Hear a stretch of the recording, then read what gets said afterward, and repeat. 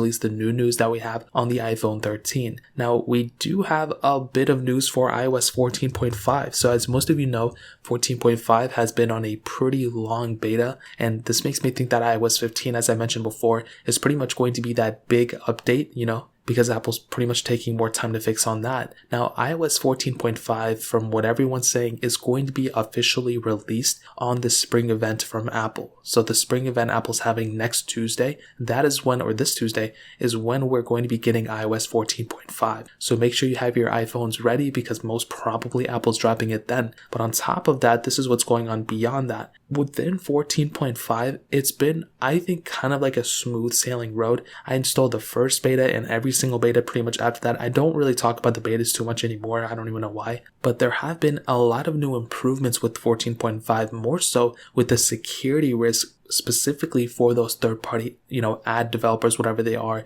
So basically companies like Facebook, Snapchat, I think Instagram and other companies, you pretty much have to opt in their like ad tracking thing, whatever that was. If you guys remember, that was basically like the whole fiasco Apple was having with Facebook and all these other companies. And it does seem like that's not going anywhere. It seems like these companies are still going to be fighting with one another.